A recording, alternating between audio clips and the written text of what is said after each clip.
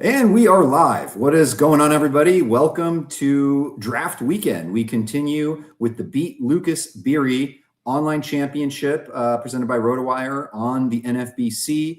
We are here running it through the FTN Fantasy Network on YouTube, on Twitter, and Lucas is here. We'll bring him in a minute. Well, you could see him, but first, allow me to introduce one of my good oldest friends in the industry and life, Derek Van Riper. What's up, DVR? Hey, great to talk to you guys. Excited to be here. Lucas, you are here. You are. You're drafting an OC. I know you've been in 15-team mode for quite some time. Draft's about to kick off in a few minutes. Where are you picking from, and just what are your overall thoughts as you head into this draft? Yeah, so overall thoughts. I really looked at the first two rounds to kind of see where I wanted to place my pick. And in a 15, I would usually look a few rounds beyond that, maybe 5, 6, 7, 8 rounds. But since it's so crazy in the OC at times, I didn't want to plan too far in advance. And I do want to have kind of a balanced approach so that I can kind of take whatever falls. But yeah, I didn't map out 10 rounds or anything because you never know how these are going to go. So you're picking from what spot today? I'm from the 8th spot. Okay. All right. Sounds good.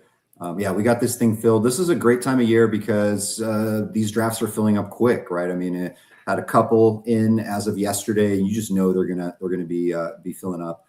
This is a 12-team Roto 5x5 standard. It's a $350 entry. It pays $1,400 for first, $700 for second place, and there's an overall component as well. If you beat all of the other 2,500 or so teams in this league, in this overall competition, there's $150,000 prize. What toy would you buy? The very first thing, let me ask both of you, DVR, what would you buy if you could for yourself with some of that money, if you want? I'm pretty good on the car front right now, so I wouldn't get like a big car upgrade at this moment. But my first thought was like a huge Lexus SUV. Like that was what I would like. It'd take about half of that prize, right? So I think that's probably what I would do, even though I don't necessarily need a second car right now. That would be a nice one. What about you, Lucas? Yeah, so snowblower. I had a huge snowstorm this year. I had to shovel it out. I have a big driveway. It's over 150 feet long, and we've lived in this house for 3 years, and I've only shoveled it twice. So it's kind of one of those things where I don't really have to do it that much, but it would help. Very nice. Yeah, I don't know. I don't know. Probably something, I don't know, like season tickets for the Dodgers, or I would say the Kings, but they're scuffing a little bit. Big hockey fan here, but we're talking baseball. We're about to kick this draft off. Here we go at pick 1. If you do look at the ADP on NFBC, or if you're drafting, make sure that you really are looking at recent drafts, recent activity. If you have your parameters set for a week, even 5 days ago, the draft board, things move so much. And just yesterday we had the scare with Zach Neto.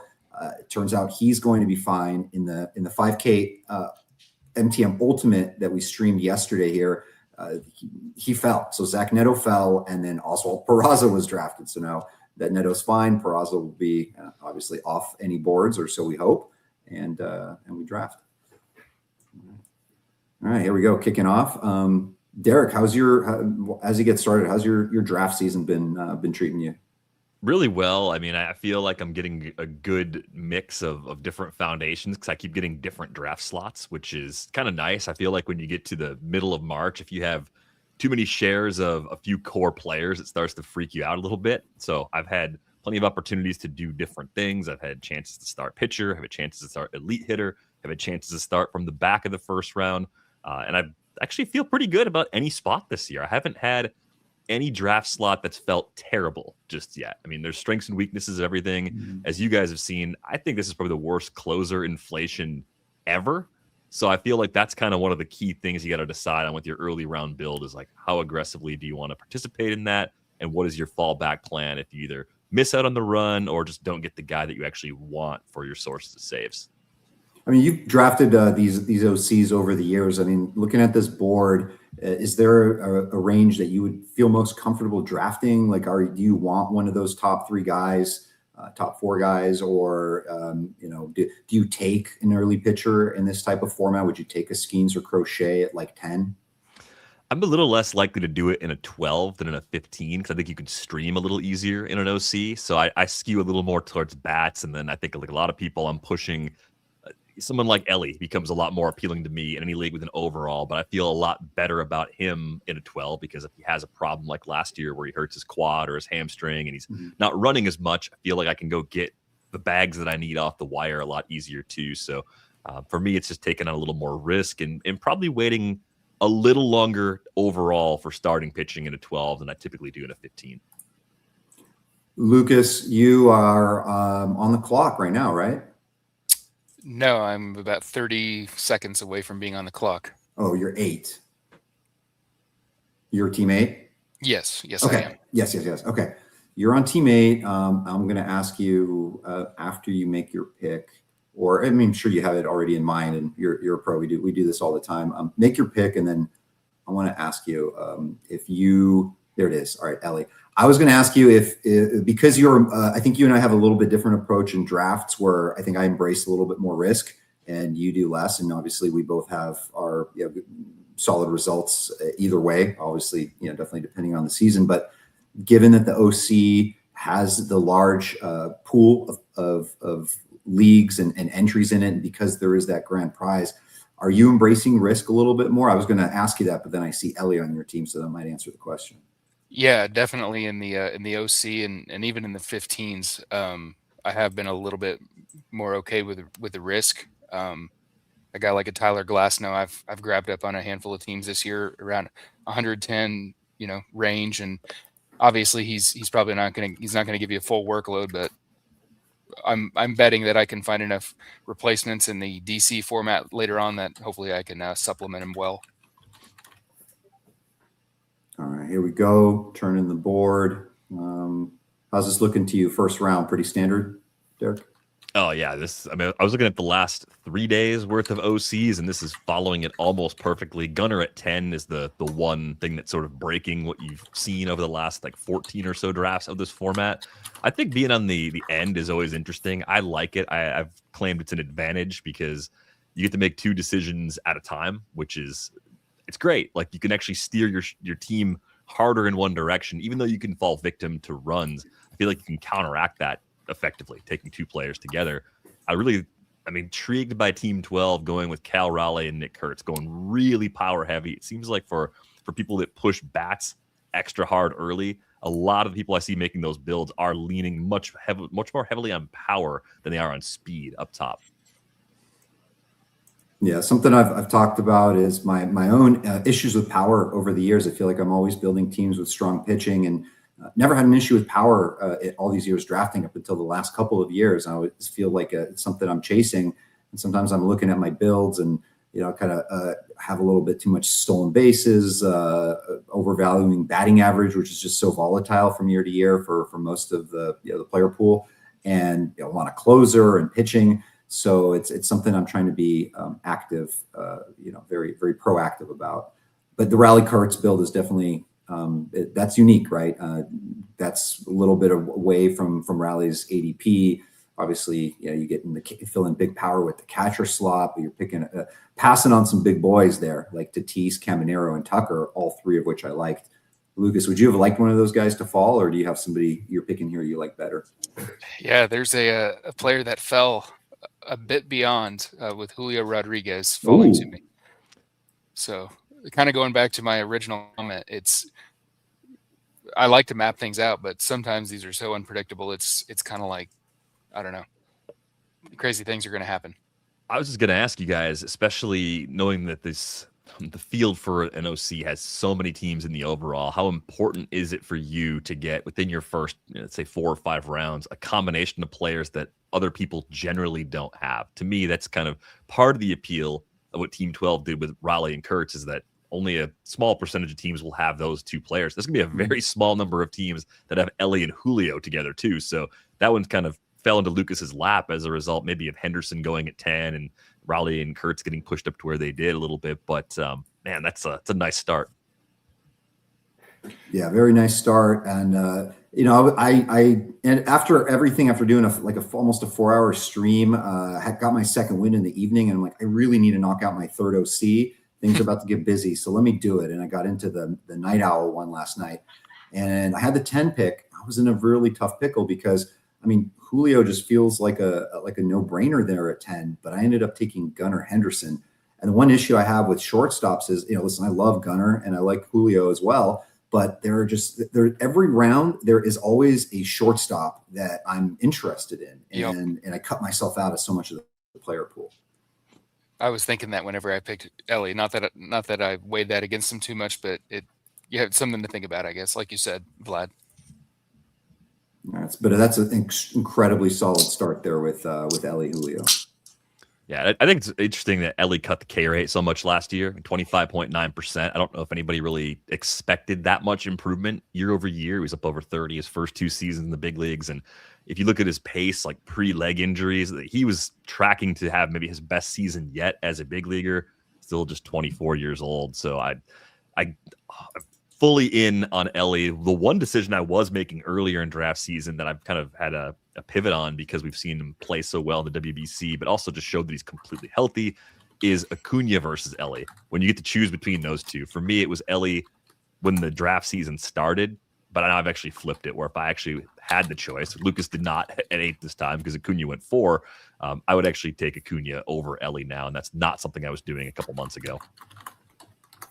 Yeah, I mean, you're just securing such a strong 5x5 base. I mean, okay, so maybe Ellie it may not help in average, but last season we saw that it's that he has a wide range of outcomes with the batting average, and I don't know what you guys think about the offense there around him, and it's nice to see Matt McLain getting going. I hope he doesn't just lay it all out in spring and then turn back into a pumpkin. But obviously they added Eugenio Suarez and. You still got TJ Friedel at the top of the lineup. I mean, it's a very, very interesting squad there. I'm a Sal Stewart believer too. I mean, I know he's not necessarily going to be a hard the order guy right away, but I do think he's an important part of that lineup. Maybe taking a step forward. It's surprising because of the ballpark. I think we enter a lot of seasons with the assumption that the supporting cast around the top end Reds hitters is really good, and it's generally not. It's maybe better than usual now as a result of McLain being healthy, Stewart arriving, the addition of Suarez. But the Reds are one of those teams that deceive you a little bit just because of the way their ballpark plays. Yeah, and Sal Stewart, it's funny. Haven't been huge on him, and I don't know if I'm getting the FOMO. But in the draft last night, I was like, you know what? I don't have a first baseman yet. Here I am around like pick 150, 160. His ADP is climbing into that range. Let me grab a Sal Stewart share. Nope. Someone else snagged him. He's a very popular guy. It's that time of year. Turning the corner, we got our first closer off the board, Mason Miller. He has been his ADP in NFBC main events is middle of the second round. It's 21. In the online championships, I mean, of course, closers pitching still very important, but it's a little bit lower. It's around 34. So he's drafted here a little bit closer to his ADP.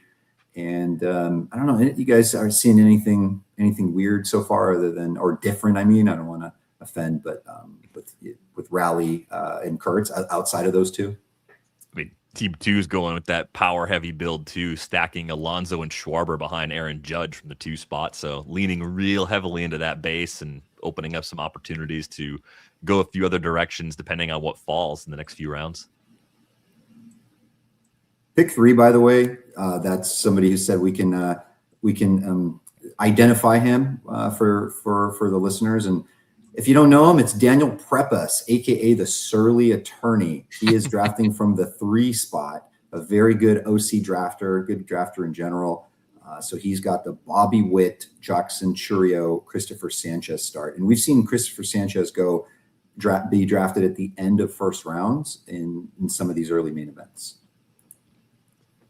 I think what's really interesting too, when the hamate injuries were all popping up as spring training got started, there was that temporary dip for Lindor and Carroll. And now we're seeing as we get closer and closer to opening day and their progress has been a little faster than expected. I would say they're probably ahead of the schedule that was initially outlined for their returns. You're seeing them creep right back up the board. That Team 7 start, breaking the seal with the first pitcher in school, but then getting Carroll back coming through in round 2. That's a really nice combo. I'm going to share the ADP tab. I don't know if you can see this, guys, but this is the range in which we're drafting right now. So, you've got Christopher Sanchez here with a 27 ADP. This is just the last 5 days. So in the last 5 days, there have been 39 of these OCs. This here is your ADP. And then this 13 and 56, that's the min and max for these guys. So as you can see, Zach Neto went with a max of 102. That must have been yesterday. That's going to be soaring back up. But these are the guys we're looking at. Edwin Diaz would be the next reliever off the board. We saw Ketel Marte just go. Machado is still there. And I think PCA might still be there. But let's switch over to the other tab. All right. Back to the board. And here we go. There's Pete Crow to Team 9. They've got Paul Skeens with Tucker and Pete Crow Armstrong. We're seeing Brian Wu and Logan Gilbert being drafted very close to one another. Lucas, you took Edwin Diaz. Do you like him? Obviously, you do. More than Mason Miller, around the same? Miller more, just a little bit better K upside, I think. But if Wu would have fallen to me, I would have grabbed him there. Yeah. So the thing I didn't like about Diaz is that he was used in multi-inning stretches more than ever in his career last year. So I'm a little concerned about that, but I felt like that was a fine price, and I really wanted to build with that one closer. And then if another value comes, great. But now I've settled myself as far as saves, and I can just kind of take something as it falls for second closer. Yeah, I think that's a really good spot to be in this format, especially if you weren't crazy about any of the bats that were sitting there. You think there's a good chance that a similar hitter is going to be there in 4 or 5 anyway.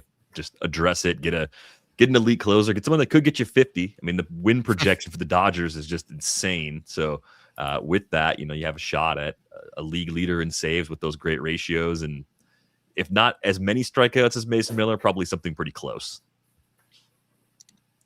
We got lots of lawyers or top fantasy players. Yep, Daniel Prepas, the surly attorney indeed. And yes, Joe. Hey, what's up, Joe? Fellow colleague. Prepas is, yes, if you've played golf with Joe, with Daniel, then you know what's up here. By the way, we have another person that was cool with us identifying himself. He's actually an OC champion. He absolutely crushed it in the main event last season. I think he had 3 or 4 main event titles and almost won the overall, and that's the Guilds. So Andrew Geller is drafting right next to Lucas. He is drafting from the 7 spot, and that's a good player and team to watch. So he's got the Skubal, Carroll, Brian Wu start. And Lucas mentioned if Wu had been there with his pick in round 3, he would have taken him over Diaz. I like Brian Wu a lot. I've got him in a couple of keeper leagues, so I'm happy to have him there. But in redraft in particular, the thing I've been struggling with is it seems like he's had a few scares with his arm and previous Tommy John surgery like several years ago. And something feels a little off for me about the price relative to the knowns with the health of his arm. So I've been staying away, but a lot of really sharp players are all over him at the price. So that could be a huge miss for me if Wu comes in and has another big year. What's that, the Simpsons character, like the friend, he's like, uh-oh, I'm in trouble. Who's that character? I forget. It's about Ralph. Yes. So that's me. Yeah, I'm in danger. So that's me if Wu is hurt, because I think I picked up another share. I have him on 2 of 3 OCs on my CLQ. I've got him on several draft champions. So we'll see. And the weird part about something like that is, with main event season coming, I've got 2 main events. I can't necessarily go all in, but at the same time, I don't want to diversify against players that I like. But again, it's a starting pitcher. It's most likely your SP1. I guess it depends where I'm drafting from. But yeah, I'm going to have some difficult decisions coming up for the main event. Some really interesting stuff happening here. So Lucas just double tapped by getting Cade Smith coming back through in round 4. So 2 elite closers with Diaz and Smith. Team 11 did something similar with Andres Munoz in the 3rd round and Joan Duran coming back through. And then right next to Lucas, the Guilds, who you mentioned before from that Team 7 slot, has 3 aces potentially with Scooble, Wu, now Chris Sale in the 4th, with the lone hitter being Corbin Carroll back in round 2. So some really fun builds so far in this draft. Yeah, I mean, one thing is that players with experience in this particular format, especially those that have had success, like Guilds, Prepus, Lucas, you have a little bit more of that confidence to get away with some more unique builds because you just know that there are targets that you like. Say, like I have the second baseman, third baseman way later in the draft that I think are going to match some of the mid-range guys, so that I'm going to punt those positions. Or I know that Fab is a strength of mine, so I could really kind of hammer these guys in Fab. So you can get away with a little bit, where in the OCs, I feel like you don't have to be as balanced. It's a 12-team format, so as you go through the draft, you'll see there are always just a ton of options at all the positions. Yeah, I like Sale's talent, but as far as workload with age, that's a little bit of a concern for me. So he wasn't something I was thinking about there. And then as far as starting pitchers, I think like it flattens out a lot. So that's why I went for the second closer. So now I'm pretty much just done, and hopefully they can stay healthy, and I don't think I'll even have to supplement it. Yeah, and in a situation, I'm sorry, go ahead, dude. I was gonna say it just gives you more flexibility on the bottom of your roster too. So Yes. you might have some streaming targets for the first week of the season. You might have some unknowns as far as whether or not someone's going to make the opening day roster that you want to take a shot on. Like, you have a lot more flexibility to do that when you don't have to take those extra darts late trying to find saves. Absolutely. I had a save spec tab pulled up and I just closed it out. So That's do you draft one? Do you draft another one later, or do you just hammer other positions? With these two guys, I think I'm done, because if I need more later on in the season, I'll just go for them then. But I think one mistake I've seen, and I made plenty of mistakes whenever I was newer, but those half closers that's a killer in a 12-team league. The Garrett Clevenger or a Will Vest, or even a little bit above that, that's tough to use those players. Yeah, in my OC last night when I was drafting from the 10, I took Edwin Diaz in the 3rd, and then I grabbed Ryan Walker in the middle rounds. And then I took a guy as a 3rd. So I usually don't pop a 3rd closer earlier, but Sir Anthony Dominguez, who I really just don't like. And I'm sort of, I've had him lower in my rankings than most. It's the control, but he is their guy. And you have to respect other, good players, like players that I respect and that are very good in NFBC, are sharp. They're drafting Sir Anthony Dominguez. So there he is, 45 picks past his ADP. And I'm like, I'm just going to take him here, because who knows how things work out with Ryan Walker and all that. So I ended up grabbing him as a 3rd. And it's also helpful with Fab. So if I have 3 solid closers in an OC, I don't feel that need to kind of chase the next big guy for 20-30% of my bid. I think the other part of it too is, like, even if you don't love a guy like Dominguez, if you're not bidding on closers at the beginning of the season, they'll be cheaper later, right? If you're worried about Dominguez eventually being traded mid-season and you have to supplement the roster, then great. Chasing saves in July and August costs a lot less than chasing saves in April and May. Really nice start here. Daniel Prepus, the Surly Attorney's on the clock, team 3. He's got the Witt Churio combo, shortstop, outfielder, the 2 most popular hitting positions. And then 2 just badass lefty aces, and Chris Sanchez and Cole Reagans. Like, if these guys stay healthy, that's a pretty nasty combination. Absolutely. That's a lot of value there for Mr. Prepus. There he goes with a little bit of power with Matt Olson, which is a good pick. Do you guys have a preference between Matt Olson and Bryce Harper? For me, it's Harper, just for the little bit better average, but the volume's going to scream Olson. And I've noticed in these auction leagues that Olson at $22, $23, that just seems like a layup for value. Yeah, I think projection-wise, it's almost a 25-point difference in batting average, depending on the system that you're using. So that's a pretty big difference as far as just like what you're thinking about at the foundation. The team that took Harper instead of Olson also had Trey Turner, Shohei Ohtani, Roman Anthony. I think average is important to that build, with what's invested there so far. Mike Mager, our colleague, back-to-back auction champ, took Sir Anthony in the 5K yesterday. So I guess that's a good sign. I don't know if I can fully come around on Sir Anthony, but got to stay open-minded. Before they signed him, I actually thought Grant Taylor was really interesting. I mean, there's a lot of ways they could try and use him. I think their past approach to Garrett Crochet makes me think that anybody with enough pitches and good stuff could just be stretched out as a starter any given time. But I do think Taylor's the next up if they keep him in a short relief role, and if Dominguez gets hurt or just gets absolutely shelled for some reason to start the year. Prediction here with Gills: is he going to take a hitter? Or is he going to keep a fourth starter? Maybe a closer. You get the ratios intact, but is he going to get some saves? I'm going to say he goes hitter here, and then we've got Lucas on after that for 8th pick. A hitter and like a power first hitter, maybe. Okay. Catcher. Yeah, William Contreras. I mean, I know you guys all know I'm a Brewers fan. I think there's a little bit of a discount on Contreras. He played with a fractured finger last year. For the position, you're getting probably a top 3 playing time projection, which is huge, and you're not taking a batting average hit, which is also helpful. Even if you had other catchers playing a ton, most of them aren't going to hit for a 265, 270 plus average. They're going to probably bring you down a little bit in that category. So I really like Contreras where he's going right now. I mean, he's being drafted in second round, third round of 12 teamers last year. So nothing's really changed in terms of who he is as a player. He just played at less than 100% for a good chunk of last year. He was the catcher 1 in the 2 previous seasons before the big Cal Raleigh season, and now he's kind of the catcher 4 off the board. Shea Bangaliers has been creeping up. He hit 3 home runs in a spring training game just a couple of days ago, and he's very popular. In general, I think you're just getting a piece or a slice of that A's offense is just a very good idea.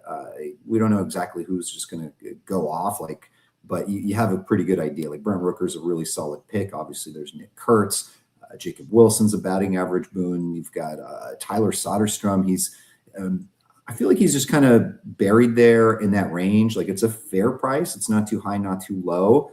But that ballpark, at least for when they're at home, is just really good for the BABIP. These guys, while they're still in Sacramento, are going to pretty much hit for a higher average than they would, anywhere else. So they, could set some career highs and averages. So yeah, I'm all about getting some of that A's offense. Yeah, to me, it's an above average lineup that's in an extreme hitters park that probably didn't even play as extreme as it will in 2026. I've been told that it was actually a little cooler than usual last summer in Sacramento. And the stat that I think about every time I'm looking at these A's hitters is that ballpark, Sutter Health Ballpark, broke the record for wind-aided home runs last season by a ton. Reason being, of course, minor league stadiums are not as high as major league stadiums. So the impact of big league fly balls in a minor league stadium is huge.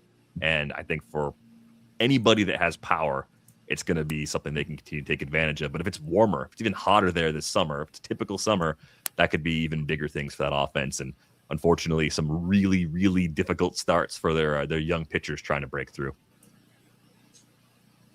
Speaking of batting average, what are your guys' outlook with Jacob Wilson this year? He's a tricky one for me to evaluate for this season. AL batting champ. That's my AL batting champ. I rarely end up with Wilson. I like him a little more in the draft and hold world. I love him in AL only leagues. Man, this format, he's just a tough player for me to roster because I'm not sure you're going to get more than like 15, 16 home runs. The everyday volume of playing time with the possible batting champion batting average is pretty significant and maybe something I continue to underrate. But he doesn't steal bases that much either. I mean, he's 5 for 7 last year. I just wish he could either hit for a little more power or steal 10 to 12 bags and just, I don't know. I think you have to plan a little bit if you're going to get him, and it's hard to plan for a player that comes off the board that late. Yeah, he's one of those guys that if you have a certain build that requires a little bit of batting average, and you've got middle infielders you're looking at, and and he's past his ADP, I think it's absolutely worth it. He's also been working hard most of the guys are working hard in the winter, but on his bat speed and hitting for a little bit more, kind of barreling, hitting the ball a little harder. having a decent spring. I believe he's got a 179 ADP over the last 4 days, 39 drafts.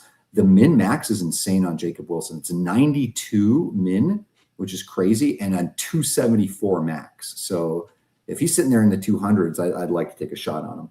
Yeah. And yeah, go ahead, Lucas. Just to simplify it, I just want to know where the home runs are going to come in at. Because if it's a 13 or 12 home run guy, obviously that's a lot different than a 6 home run guy. I know that's oversimplification, but obviously we know he's going to be that average. I don't want to say fixer, but average booster. So the power is just the biggest question. We turn the corner there, and then already in the middle, moving through round 6. Lucas, you grabbed Jackson Merrill, and then Gilds with his first closer, Aroldis Chapman, right after. Jackson Merrill was a 2nd-round value last season after a big rookie year.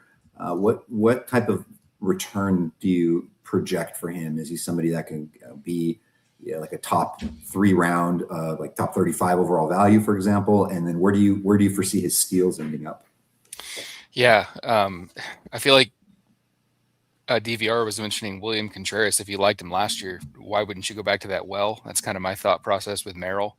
As far as batting average, we were just talking about that, how scarce it is. That was a big reason why I went with him over Byron Buxton, who is also in my queue and who fits beautifully in this format.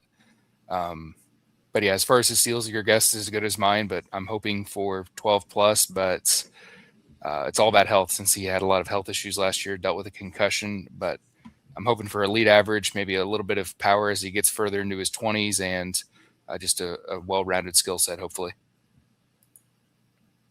Yeah, age to level production for Jackson Merrill was really impressive. And then, of course, had like the best professional season of his career as a rookie in San Diego in 2024. I think, the efficiency as a base stealer points to him getting back to at least that dozen that you're looking for, Lucas. You're dead on with the average, and I think it's easily 20 home run power. He's an everyday guy in a good lineup. I mean, there's tons to like there. So just a really, really solid guy, a guy that I've been targeting a lot in that part of the draft. Austin Riley and Mikael Garcia are like ADP brothers. Like those two third basemen off the board together. Yeah, different builds are always right next to each other. And they do. I mean, they do pretty different things, even though they play the same position. So it's just kind of funny how close they remain. I mean, Riley hasn't been healthy for 2.5 seasons now. He's been dealing with a lot of core stuff, and finally seems like he's actually good to go. And turn another season in that kind of looks like what he was doing 2+3 years ago now. I mean, 30 home run power seems like it's absolutely still there to me. The K rate did jump a little bit, but I can kind of tell myself a story that was the result of generally not feeling well. Still a 50% hard hit rate. I think it's a pretty big bounce back. The interesting too with Riley is he's a better runner than I realized. And someone was bringing this up, I think, on our Discord. Austin Riley's the kind of guy that could just pull the nailer and just steal more bases. And they brought in Antoine Richardson as their first base coach. So everyone's looking up and down that Atlanta lineup and just saying, all right, who's going to be? Who's going to run way more than expected as a result of Richardson being there? Yeah, there's slight helium on him. I don't know how many people listen to me, but I kind of have a popular column, and he was not my this year's Yelich, but he was definitely somebody that I mentioned. And I really, really love Austin Riley if he stays healthy. Love the Braves offense in general.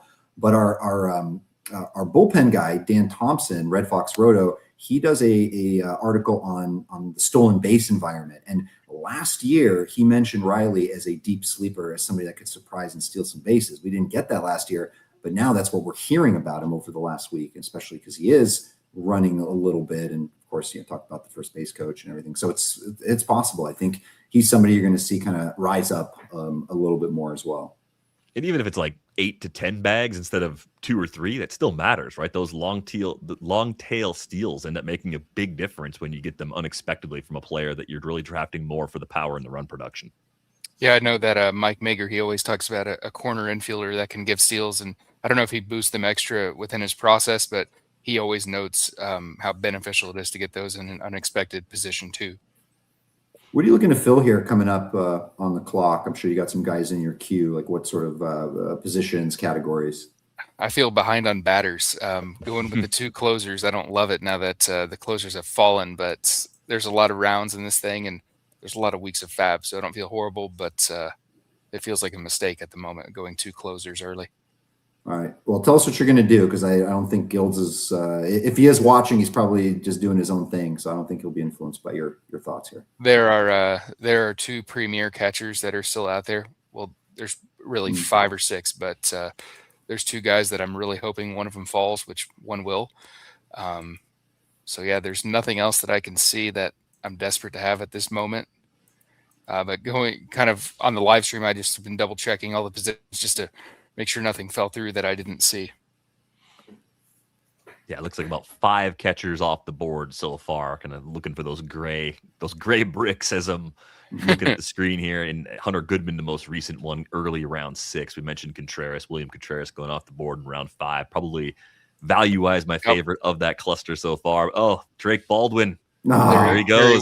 That was the one you wanted, isn't it? It was the one I wanted, but I'll take Augustin Ramirez as well to puff up the batting, the bags, and have elite volume, hopefully. Yeah, that's a coward so far with Augustin Ramirez. I know there's a lot of ways he can help you, and the way his rookie season started was really impressive. Seemed like he was kind of going through some adjustments over the course of the second half. Defensively, didn't look good, but this is a lineup that has opportunities in it, right? Even if he's not an everyday catcher for them, first base, DH, there should be a way to fit that bat in. Yeah, the way I kind of came around on, not that I was never low on Baldwin, but I always had Augustin Ramirez higher, and I had him even a spot ahead of Goodman, and them very close, and Baldwin just a little behind. And things changed when I did my catcher tiers article for FTN. I was doing the research. And I'm like, man, Baldwin is a beast. I understand, as a rookie of the year, I know he doesn't really steal bases, but man, he's going to hit top third, top half of that lineup. He had like a 15% strikeout rate as a rookie. He's around all these great players, and he just has a little bit of a higher floor, and sometimes you want that. I think Augustin obviously doesn't have the highest sprint speed, but he could still probably steal 15 bases. He's probably going to hit more home runs, or maybe it'll be close. But it's just an interesting thing how we evolve in our evaluations over the course of draft season. I'd be much more likely to have him in a 12 than in a 15, even as someone that's a little bit of a skeptic and just a little worried about what his defensive struggles could eventually do to his playing time. But again, depth chart seems soft enough where it's not working behind the plate. That bat should play somewhere. Yeah, I think, Derek, you kind of mentioned it with depth charts. A guy like Jason Dominguez, who has a lot of talent and rotisserie, being on a first division team, that has scared me off of him this year. But with Ramirez being the centerpiece of the Chisholm trade, I would be surprised if they pull the plug on him too hard, but there is certainly some downside risk based on his low on-base percentage and the fact that Joe Mack is coming, and they probably want him to work well with the pitching staff. Little side question for you, Derek. So, excuse me, Uncle Ted, who great guys in all the streams, he really is obsessed with your Brewers guy, Andrew Fisher. He's saying like possibly like this year's Nick Kurtz or whatever. What's the prognosis? You know, he's not 22. He's like one AA. Like, can he come up this year? I know third base isn't particularly strong for the Brewers. Yeah, I mean, it's wide open. I think if I had to give you a rough timeline of what I think is likely to happen, Andrew Fisher played 19 games at high A last year. Obviously, we're seeing him in the WBC right now with Team Italy. And I imagine that they want to see at least a little bit, 20-plus games at AA. If he's just amazing, maybe a quick stop at AAA before he gets to the big leagues. To me, the earliest would be more like late May. It depends on the needs, which are pretty clear right now. But they also brought in Jet Williams as part of that Freddie Peralta trade. So far, the reports on Jet Williams adjusting to playing third base have been pretty good. So I could see it being one of those cases where they do something with a platoon to start the year where it's veterans, it's Luis Rengifo, it's, you know, guys that you'll maybe even forget about by season's end if they don't play well. I think Williams gets a shot before Fisher. That's the way I'm looking at it right now. I saw in a league like this, you know, Fisher wouldn't be someone I'd be drafting right now because, again, he's only played 19 games at high A, but he's a name to file away for sure just because opportunity is there at that position if they don't find someone who's closer to the big leagues that can hold that job down. Lucas, you're in a pickle there. I know you were talking about getting some bats. You got Augustin, but then you also probably looked and saw I only have one SP1. say you grab Noel McLean. So are you probably a fan of his, I assume? Yeah, I was hoping for Yuri Perez for just higher strikeout upside, but with McLean there, and like you said, being light on pitchers, it was a natural fit. So yeah. Guilds follows up with Riley Green, another big bat, and his second outfielder. Team 6 has 2 starting pitchers and no closers. Team 5, here's a little bit of we got a couple of catchers off the board here with Will Smith and Diaz, also kind of draft brothers, though Smith goes typically a little higher. And then let's see how surly this pick here is in the 8th round for Dan. I always feel like Will Smith's a bargain where he goes. Mm-hmm. I know the Dodgers manage his workload a little bit, so he's not going to come in with that top 3, maybe even top 5 at the position sort of workload, but you just know the quality of the plate appearances, the lineup being so good, the run production still going to be elite or borderline elite, even if he's not playing as much as Raleigh and William Contreras. I was not very surprised when his average was elite last year, because he's just been such a good real-life hitter for so long that one of these years he was bound to – I mean, he hit almost 300 last year, so that's incredible. So, yeah. Dan takes Luis Robert Jr., and then we've got a back-to-back closers for Team 2, David Bednar and Daniel Palencia. So Team 2 with the massive power start, and then they've got their first starting pitcher, 2 closers. Do you guys like that build? To be honest, I'm a little lower on David Bednar than the field, but that's not, like, to me, it's not egregious at all, because he could be the guy all year. I like Palencia a lot. They could just flip and it could be fine. If Bednar's a closer 2 and Palencia is a 1, that wouldn't be stunning. Buxton in this format, I love it, because there's the top of the board skills with bottom of the board health, and if he puts together another healthy season, he's going to be a great value in the late 6th round. So all that power up top, I feel like the key for that build to me is, as you get through like the next 5 to 6 rounds, it's making sure you get enough speed from guys you can actually rely on, to where you're not just chasing it all year. You do not want to end up having to punt that category. So I'm really curious to see like which hitters Team 2's got lined up in these next like 6 rounds or so, to make sure there's enough speed in that base. That was what I was going to say. Vlad, you mentioned if you're an experienced player, you can kind of go against the grain a little bit and still figure it out. So with this team, they're really going to have to hit speed, because if Buxton does play, 50, 60 games this year, unfortunately, then they're going to be in a big bind. And they're already behind anyways, but obviously they're so ahead on power, they can do various strategies. And we're going to take you here to probably around 6:30 Eastern, so that hopefully gets us to around 20 or so. We usually don't do the whole drafts for these, but just really want to let you guys know, probably a good moment to tell you that if you are watching these streams, you're enjoying them, and you're looking for some help for your drafts, get in on our incredible subscription service, ftnfantasy.com. We've got over 17 cheat sheets based on your formats. I've got several sets of rankings for Best Ball Roto. Lucas does incredible dynasty content. We've got Mike Mager, 2-time auction champ, back-to-back years. Joe Rico, just a phenomenal team. So come join us. It's the promo code there is at the bottom, 10% off, and it'll be 26. Derek, what did I think everyone watching probably knows you, but you are you're the co-host of one of the best baseball podcasts around, fantasy baseball and baseball podcasts. So tell us where people can find you. Yeah, thanks. It's called Rates and Barrels.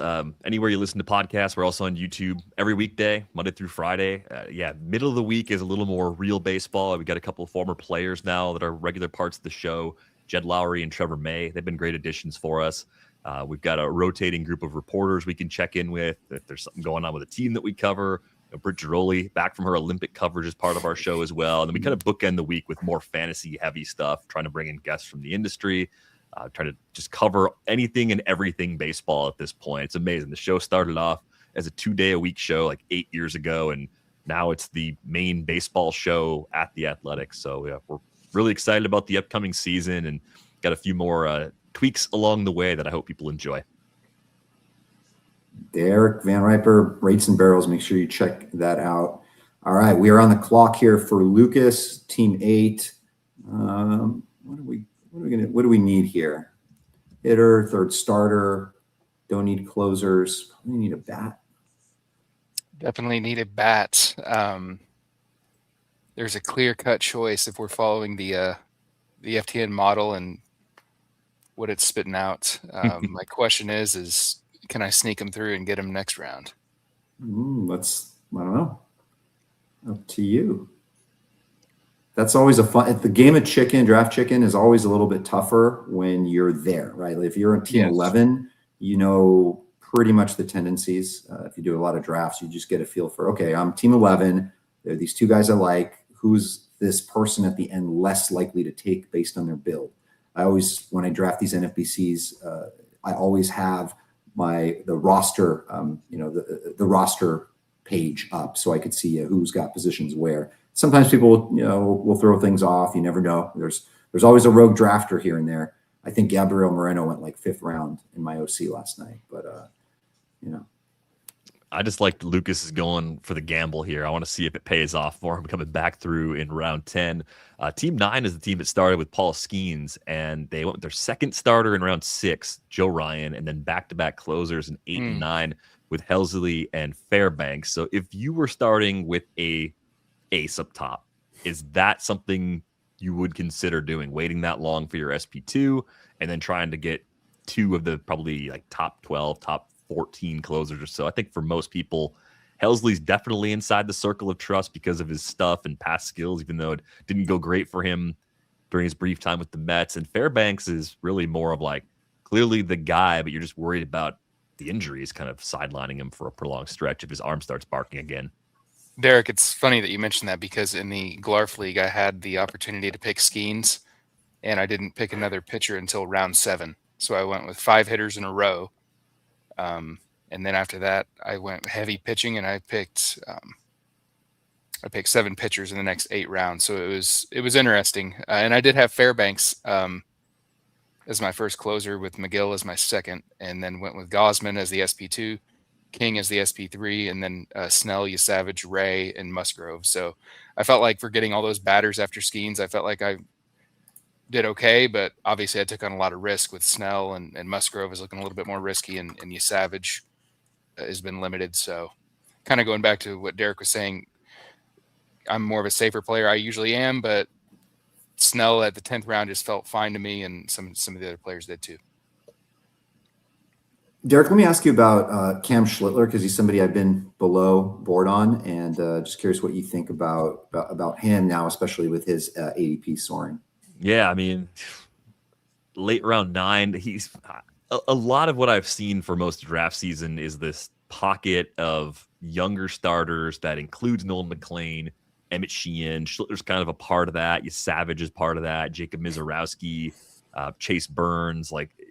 The order maybe fluctuates depending on the room of that group. Schlittler kind of falls more to the back half. I think for me, it's a lot about the home park. It's not necessarily questions about his skills. It was a 122 whip last year. I feel like that might actually be his true talent right now. And I'm not sure that's enough at this price for me to be excited about him. There's also crowding on that depth chart eventually. So, if he's struggling, which I don't think he will, he could actually have a little more job risk than other pitchers that go in this range. The good news here, I think, is that Cam Schlittler, well over 150 innings between the minors, the time with the Yankees in the regular season and the postseason. So you're not really worried about some of the workload restrictions that you're going to have for other pitchers that are in that same tier of young starters. Has your hitter been taken yet, Lucas? Yes, he has. George Springer. Our system is so high on him, and he's really been dinged for age, which obviously I get that, but at that price point and at his price in general, I think he's a pretty solid buy. All right, so you're still looking at hitter here? I am. As far as the pitchers go, I mean, there's still some really good ones, but I don't want to too behind on the hitting, since there's some teams that have some monster hitting starts in this league so far, and they still had pitchers fall to them in good positions. So yeah, something I'm thinking about. I know Derek talked about unique combinations. I am thinking about this league and how some of these hitting bases look with team 4. If you think Freddie Peralta is going to provide an ace season, that's a monster build for Team 4. All right, we got somebody in the draft here. I'm in this draft playing the Catch a Rising Star game this time around. You could tell that I hit my team. You know what? These things have a way of working out sometimes, especially in this OC contest. You go the high upside, you get the right rising stars, and all of a sudden you got yourself a banger. Mm-hmm. Yeah, and even like for a guy like Schlittler, I know you asked me like how I feel about him, I think in general, and I was like, yeah, he's fine where he goes. Don't love him, not necessarily targeting him. The Yankees are good at developing pitching. You know, if he comes back with a new pitch in that arsenal, command's a little tighter, like there's always just some baseline improvement that could happen in year 2, and the whip concern that we have coming off of last year goes away, right? If he lowers that walk rate a little bit, then that goes away pretty quickly. So I don't know. I think I have found it interesting that Jacob Mizorowski slips a little bit relative to some of those other guys in that group. And I think part of the reason people maybe have been cautious with him is more about workload restrictions. And if you add it all up, it was 129 plus the playoffs. So I don't think it's a real tight limit on Mizorowski. Mm-hmm. I mean, there's going to be some times around like the All-Star break and some parts of the schedule where maybe they'll be careful with him, but it's not going to be extreme. The stuff is just so good. I'm surprised that he's the one that slips, because when you watch him, he's just kind of ridiculous. He looks like a cheat code out there. So we're gonna DVR is going to hop off after the end of round 10. We may or may not have another surprise guest afterwards, but what do you think of this Wheeler pick for Lucas here? Leaning into the pitching, I drafted Wheeler yesterday. Not this early, not even this. I wasn't able to get him this late. I think I forgot where I got him, but it was definitely before there. But things are kind of looking positive for him, if I'm not mistaken. Yeah, I mean, nothing but encouraging reports coming off of the thoracic outlet surgery, and he had the less severe of the two thoracic outlet syndromes, the Merrill Kelly one, as it's been called. There's a chance he's back by the end of April. Which, when we first heard the news of the surgery, it was like, is he out for the whole first half? Is he going to be the same guy when he comes back? I think when you look at a guy like Wheeler, the baseline was so good that even if he's 80% of himself once he comes back, that's still a pitcher that's absolutely good enough to draft in the 10th round of this format. I would also say that by having the 2 elite closers and having one more roster spot to play with later, at least one more, this is the kind of gamble you can take. It was set up by a different part of the build. So that's the way I would think about it. Like, seems like good value overall and makes a lot of sense for Lucas with the 2 elite closers. I think Derek had mentioned that I'm not going to be holding speculative picks for closers, but also, like, if you look at what you can stream into your utility spot from the waiver wire in a league like this, I mean, it's incredible, especially later on in the season if guys are going to football, or if there's a Coors trip coming up, or even last year, I know the Brewers had an 8-game week. Caleb Durbin was an automatic. Just you plug him in, and he's going to be worth a lot just to use him in the utility spot. It was a Cubs series, I believe, for the Brewers late in the season. So, yeah. Before we head out, Derek, DVR, which of these teams, let's say except for Lucas's, since he's here, which of these teams are something you like that feels like something you would build? Yeah, the team that looks a lot like one I would build is actually the Team 4 build right now. It's the Acuna, Lindor, Yordan Alvarez. I love where he's going right now. I think he's got early first round skills, and kind of like the Buxton comment earlier, he's just had really bad health luck, I would say, over the last couple of seasons. So I like the way that starts. You get plenty of speed. You get a little bit of a discount on Lindor. Alvarez could end up being a top 10 position player again. Rooker could even pop like that. You can put me on the side that believes most of what Freddie Peralta did last year. I think we did have, not only some elite BABIP paired with excellent left on base percentage luck. You still have to look at this guy and say 200 Ks, very likely. New home ballpark also is great at helping keep ERAs in check. So I think he's still like a 325, 330 ERA type guy with the move to New York. Good team providing run support too. Pretty good bullpen protecting the leads. It really is a team that has a lot of the things I like in a foundation. I would have been pretty hamstrung by that choice between Michael Garcia and Austin Riley. Probably would have taken one of them. That team took Garcia in that spot, which makes sense that you have Alvarez and Rooker as two guys that don't run much as your second and third hitters. The Jeff Hoffman question is one that I've been wrestling with. Like, I liked him a lot going into last season. By the end of the playoffs, he was a tough watch. I couldn't believe it. Like, every outing, I feel like you were just kind of like waiting for something to unravel on him. And unfortunately for him, it did at the worst possible time. But fortunately for Vlad, I guess, since he was on the other side of that one. Yeah. I do like getting at least one elite catcher. I don't like Yainer Diaz as much as most, but conceptually, I think that also would fit into something I would do.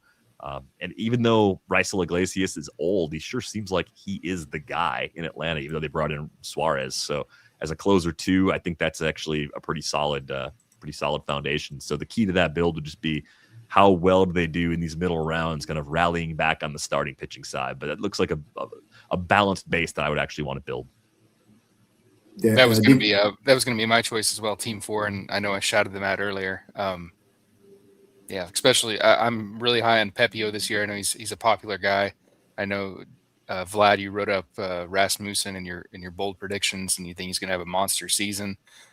So I love that build as well. But there's a lot of guys that are building great teams in this league today. Oh, you could stack a bunch of Rays pitchers. Like, they're actually pretty cheap this year, and they're back in the Trop, which I wonder with the rebuild of the Trop, like, is the batter's eye still going to be a problem for some guys? Is there new lighting? Is there anything going on in there that's actually going to change it and make it less of a push on pitchers than it used to be? Like, that's to me like is a unanswered question that we may not know until the end of the season, really, if it plays the exact same way it did before they had to rebuild it. DVR, when is your next episode of Rates and Barrels? We got one coming out Monday. And most of our episodes drop between like 5 and 6 o'clock Eastern on weekdays. So they run a little later, like afternoon commuters. If you're it's still one that has to get to the office and need something to listen to on the drive home. Easier to do that, I guess, if you're working on the West Coast. But yeah, we're right back at it on Monday.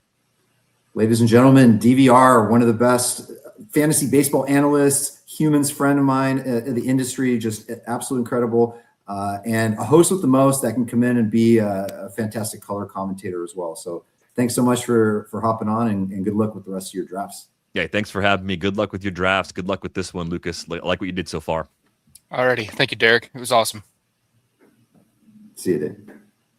All right. Here we go. What a great surprise. Yeah, we are moving on. Yes. Here we go. Turn in the corner. Might have another pop in. We'll see. I'll let you guys know. And meanwhile, Lucas and I will keep this moving. So you got Rafaela. To me, seems like kind of a polarizing guy. I know a lot of people that love him think the breakout is imminent. Other people, concerned about the walk rate, where he's hitting in the lineup, bottom third, or at least if that's where he projects for right now. Talk about Rafaela and along with the pick that you're going to make here. Yeah, so Rafaela, he's had 2 seasons of really good fantasy value, and last year all of his metrics moved forward. His strikeout rate improved, his barrel rate went up. As far as his defense, it's going to ensure that he's a max volume player. So I was between him and Gosman, who I was considering with Wheeler. So that would have been that was nice that he came back, but kind of being a little bit behind on the batting side, it made sense to go with Rafaela, and I love the middle and outfield eligibility to swing him around. And you're on the clock here. What was your pick? Man, kind of in between a couple of guys. I'm going to go with a boring veteran and take Sonny Gray, who I was looking at with Gosman, just to add more, just to avoid. I know I waited on Kirby as my ace. Strikeout volume, I don't love that, but now I'm going to just stack a ton of pitchers, so I'm not using lower level guys, and hopefully just getting that super premier ratio base. Yeah, there's something to be said, especially, I mean, almost in any format, where if you wait too long on pitchers and you have your SP3 to SP6 guys all very similar, you're sometimes faced with incredibly tough decisions where if you're just looking at matchups, it doesn't always work out the way you want it to, and you end up chasing your tail with these guys. And so when you have sort of the more solid guys, where we know what Sonny Gray is going to be for the most part. Yes, there's some volatility in his end of season ERA and even strikeout rate, but you know you're going to get a lot of really good starts from him. I think the AL East is tough this year in general for pitchers, but listen, look at the ratios Garrett Crochet put up. I know that you can't really compare; he's on a different plane, but you can get strong ratios coming out of the AL East. Absolutely. And I know people have brought up New York, but he's such a different pitcher since then. That was so long ago, and he had a different pitch mix. So it's apples to oranges for me. All right, turn in here. I'm probably not looking at other teams, but I'm trying to I'm trying to figure out. Let's see does everybody have two closers? I don't know if you have the. Oh, and Red Fox Roto says you're on the clock in our current DC. He did. Okay. Well, you tell sorry. No, yeah. Unless you're gonna have to wait. He's yeah, kind of in the middle of something. Unless you can. I do have a co-manager in that league, so I can text him at some point. Yeah. So that's awesome. All right, it's always fun to work with a co-manager. I'm leaning into a lot of his thought processes. It's Lou Landers, a guy that I've worked with since 2018, and we've had a dynasty league that whole time together. So it's a lot of fun to just work together and go that route. Wasn't Lou with Fantastics back in the day? He is right? With. We started with Lenny Melnick in 2018 together, and then we worked at Dr. Roto, and that's where he still is with Dr. Roto. All right, yeah, I know Luke, good guy. All right, here we go. Some fiery pitchers here for the Surly man here. Christopher Sanchez Reagan's a great start. He waited on pitching for quite a while. Got Spencer Strider as his SB3. Obviously, very high upside. A little bit of floor concerns, and then another floor concern, high upside guy in Jacob Mizrowski. Where do you stand on Griffin Jacks? We've had a lot of discussions about it. In fact, Red Fox Roto, myself, and Booms, Jason Anthony, on the latest FTN podcast, we did the closer episode, and just some interesting sort of differing of opinion, because we never know how Kevin Cash is going to operate. Obviously, he's had committees in the past. When he had Fairbanks and Fairbanks was healthy, he just let him run. And now in that bullpen, you've got Griffin Jacks, who had no saves with the Rays last year, had no saves at all. But obviously is one of the premier elite relief pitchers in baseball, probably like a top 10 guy. And you've got Garen Clevenger, the lefty there, and you've got also Edwin Uceda, who's been having some arm problems. And Manuel Rodriguez was once mentioned by Cash, but he's not going to be ready as well.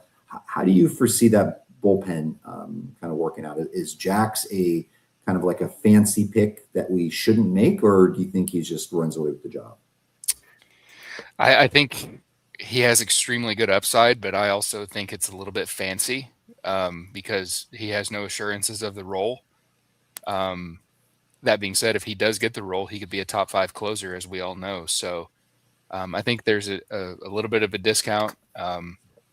So it's tricky. There's some risk to it, but I think in a DC, if you're going to give him 15 saves with really good ratios, that's good. But if it's an OC and it's 15 saves that are sporadic, that's kind of that half closer that I was talking about. That can be tough. So that being said, if he is a half closer, he can pivot this year in an OC and either sit him or just start him sparingly, and he can adjust. So, yeah.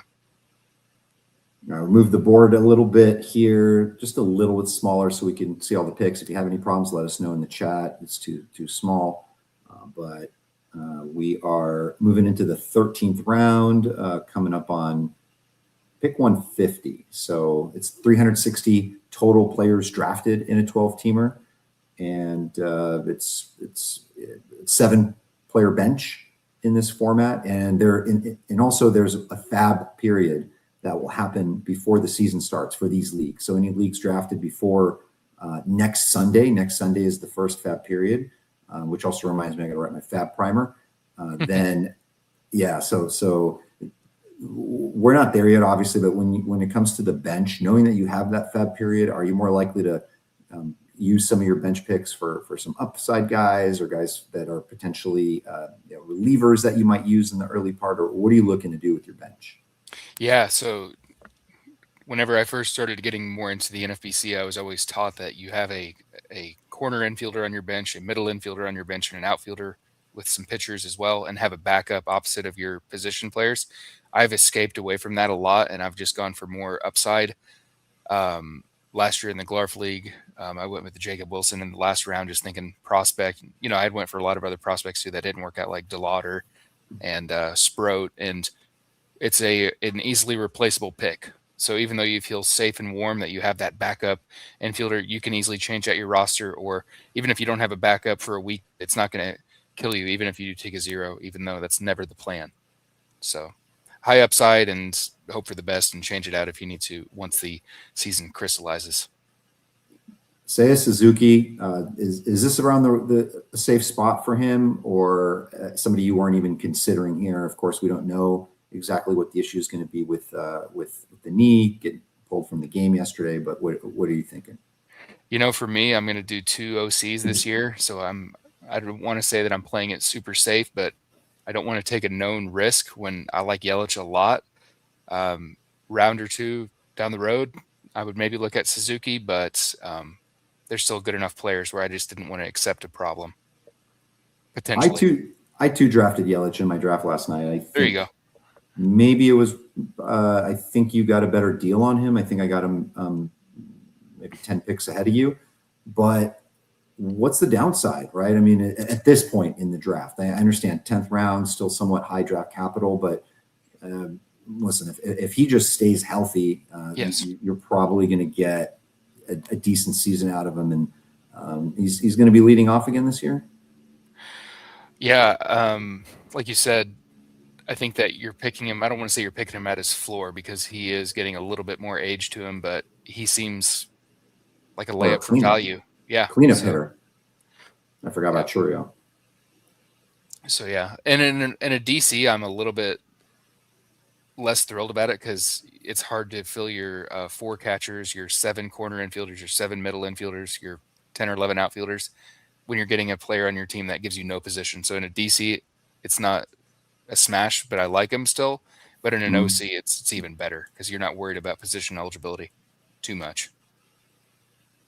Your Yelich pick was sandwiched between Matt McLain and Noel B. Marte. These are 2 guys obviously on the same team, 2 guys that were potential options for the to hit second, or at least with Marte. I think the concern looking back at last season or just his career, WRC plus against lefties is very poor. It's in the 60s. Manager there is really wants to optimize that spot, and McLean's been hitting really well. So there's a chance McLean could be the guy hitting second against both lefties and righties. Yeah, I think that we were talking about the Cincinnati offense earlier. It's amazing how kind of poorly it's performed based on the park, and they've had some good talent. So I think that Stewart is a guy that defensively had some questions about where he's going to play, but this offense needs help, and McLean's looking good. Ellie could take another step forward, so it's an intriguing offense. I know, Vlad, you mentioned Baltimore as an elite offense to stack. That's a fascinating topic to do in these season-long OC leagues. Mm-hmm. Yeah, it has to make sense, right? I don't think like it's not like DFS where you don't want to looking to be intentionally stacking or whatnot, but it's just getting pieces of offenses you're comfortable with. Like I keep saying, I love Braves, I love Orioles, the Royals to some extent. They're just some offenses that some of them carry high draft capital. You can't always do something like that with a focus. But I remember I forgot maybe 8 years ago, and I just happened to like the Diamondbacks offense. It was just all these guys like Adam Eaton and Pollock, David Peralta, right? AJ Pollock, all these guys that were just super undervalued. I'm like, these guys are all going in the 200s. I kind of like them all, so I'm gonna kind of stack it up late, and it ended up working out. But obviously, it's easier said than done. I had a DC pick lined up, but I'm gonna go over an OC pick with Dylan Cruz here. Nice.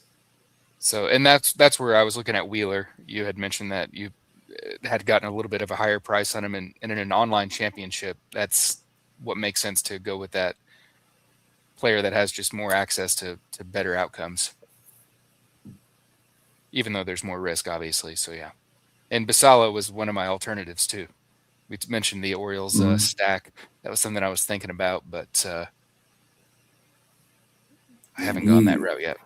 Young kid, got some pop, got the big contract as a rookie. Samuel Basayo, man, he looks good. And you've got dynasty rankings over at FTN. So talk a little bit about how you're kind of breaking things down over there. Yeah, so spoke with a former FTN employee, Eric Cross, very well known out there. Just getting his mindset as far as how to do the dynasty rankings, and it was a bear to do, but it was a good exercise. He told me to break down each position: catcher, first base, second, etc., one by one, and then line up your list that way.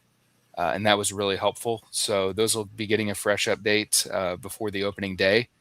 And we've adjusted a few guys that have had a big outlook change for this year, such as Schwellenbach and Hunter Green, as well as Sebastian Walcott. So those will be getting a full set of eyes to review over them, and those will be updated soon.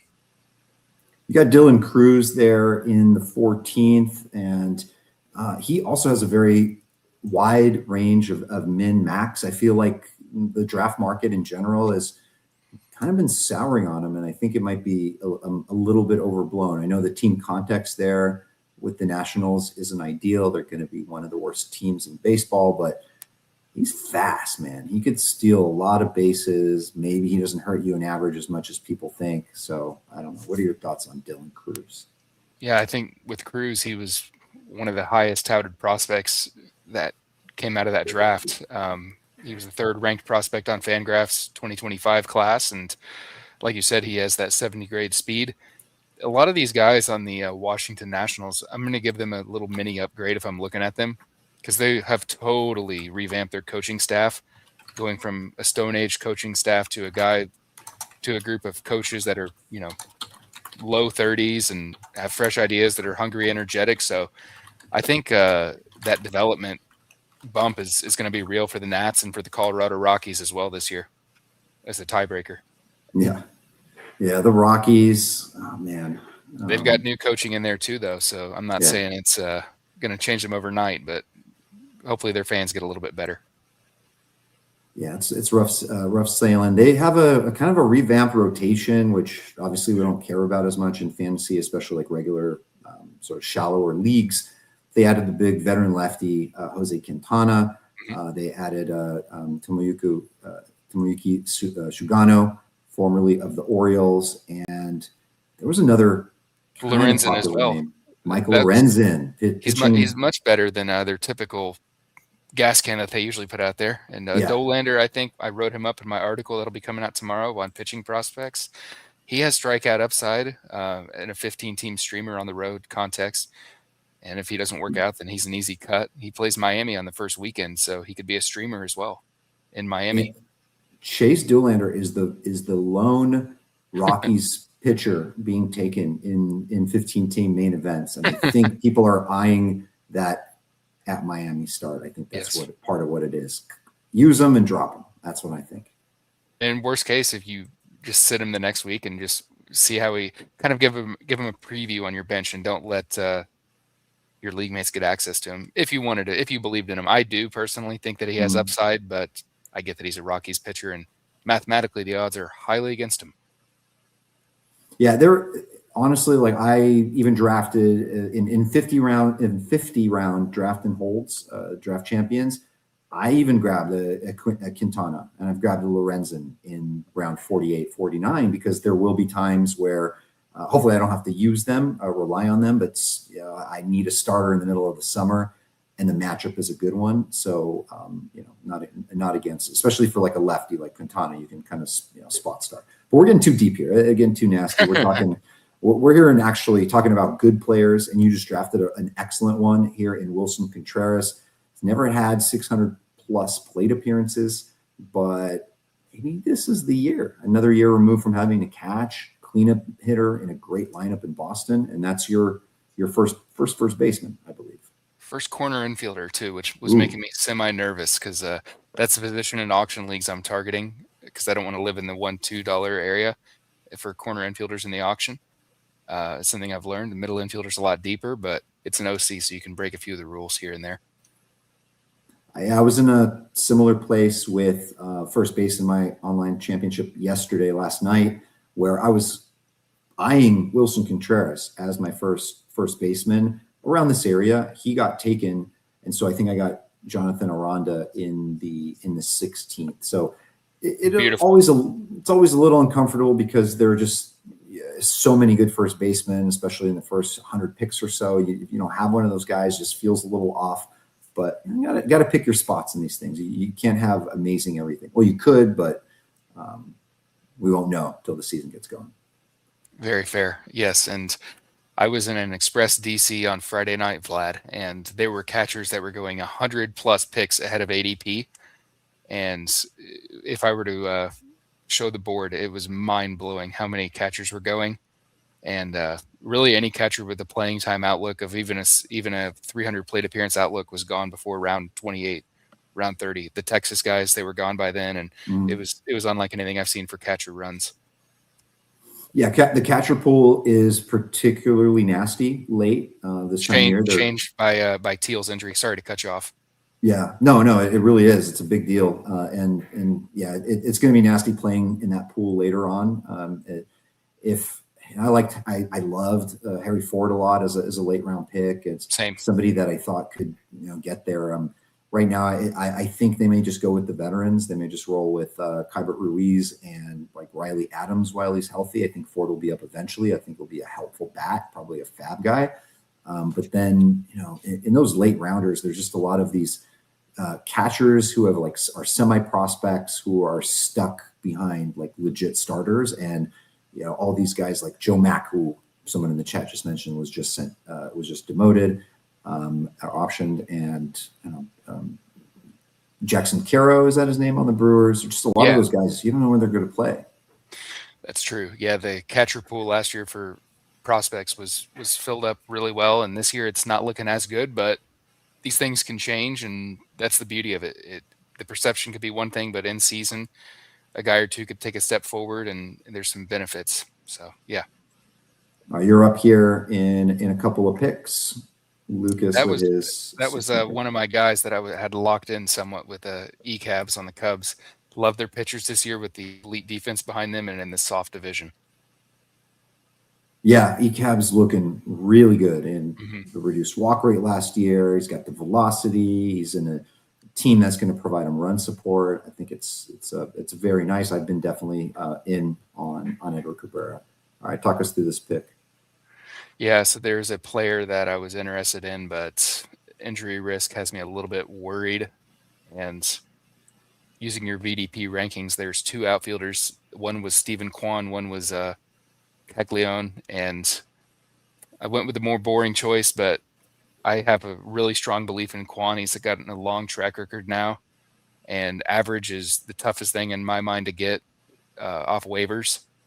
Good average at least. So he made sense for me, and I'll probably pretty much use him every week unless it's a 2-game week. Yeah, I mean, for your outfield 4, I think it's pretty solid. He also is one of those guys that I feel like the Sharps love. It feels like a good piece fit for like a power-heavy team that could use some stolen bases, some runs. I think he had a low average outlier season last year. So, yeah, Stephen Kwan for your outfielder 4 is pretty good because I end up sometimes getting nasty in it's not pretty when I'm looking at, guys like I like Chase DeLauder and some of these guys that are going to go in about 100 picks, but those were the guys I was taking at my outfield 4. So there's just some comfort in really kind of loading up your outfield. Yeah, and for me, like I was saying, you can stream from the waiver wire into your utility spot. You're going to get your volume, but you're going to get probably a 230 average at the end of the season, maybe 240. So to get a Kwan, that's just going to help me knowing how I play, being a high at-bat chaser and a high volume stream. All right, draft's moving fast now. And there was a fascinating debate. I'm sorry to cut you, Vlad, but do it. The Sir Anthony Dominguez just went right next to Abner Uribe, so that is the ultimate skills versus role debate there. Where would you kind of come down on that? In an OC where you can make moves, you can make cuts, etc. I mean, in a perfect world, I don't want to be playing that game because nobody's doubting how talented Abner Uribe is, but it really would take Trevor McGill to get hurt, which is possible, of course. It's happened before, or just completely stink. And I think McGill is a really good pitcher. They did not trade him in the preseason, and that's when Uribe's value was actually higher than McGill's for a little bit of time. But he's been kind of falling. He's obviously a stud reliever. In a perfect world, I don't want to use a pick on those guys if I don't have to. Yep, no, that's what I felt after I asked the question because I didn't know my answer, but you've pretty much summed up what I think. Jack Caglione. What do you think about him? He was a smash pick based on your VDP data. So, he's in an OC. It's a premier format for him because if he does disappoint or if his average is too low, you can have alternatives. If it's more of a main event and you're picking him over pitchers that you're going to value high, tougher pill to swallow. I'm not sure what to think because his bat is not. I don't think he's really a natural hitter. Mm-hmm. When I saw that he had some high max exit velocities, I was kind of like, well, that's not really news. How much contact can he make, and how consistent is he? Is my question, and we'll have to wait and see. Yeah, obviously in the spotlight in Team Italy, his ADP has been soaring. I mean, he was going 220-ish just a month and a half ago, and then main events came around, and he's going 160s. I think I saw him in the 130, and of course that's a bit of a different animal. It's a 15-teamer, but yeah, I mean, this time last year, the conversation was Nick Kurtz or Jack, and it was close. And obviously, one guy pulled away from the other, but it's not to say that their talents aren't similar. And of course, in Kansas City, you've got a little bit of a ballpark adjustment that's going to be beneficial for the hitters. Which batter would you think would get the biggest benefit from the changes there, Vlad? If you were to say one guy, this is the guy that's going to get the biggest bang for his buck. Vinny, yeah, I think Vinny. I had him in a bold predictions. I don't even think it's that bold, but 40 bombs I think is definitely possible for him. I love that. Watching him against Mexico, he can see where you're coming from there. He had no hits in the WPC up until his big 3 homer game, which obviously came with 3 late night espressos. All right, here we go. Turning the corner. What are you looking at here with your 17th round pick? Yeah, so there was a guy that I was debating last turn that I may go with. The middle infield is still absolutely loaded, and I can swing Rafaela to the outfield. Nola was also on my list, which he doesn't seem like an OC pick, but watching him in the World Baseball Classic with his velocity up was excellent. All right, what do we got here? We're going to take a little bit of a risk here and take Moreno. Another batting average play to help fluff up my average. And the last month or two of the season, he was one of the better catchers in the pool hitting wise. Yeah, he's one of the. Hopefully he's healthy. Yeah, one of the few batting average helpers. I think I've seen him on roster resource potentially batting cleanup. I don't know if that's changed, but he's just never had the volume of play. He always kind of finds a way to get hurt. And imagine a season where you just get a full year out of him, where he's a very much needed bat. They have to depend on. Yep. You can get 50. I mean, who's to say he can't hit 15, 20 homers? I think it's I know the power isn't all there compared to other catchers, but it's possible. Plus, you get the batting average help, and then you get some counting categories as well.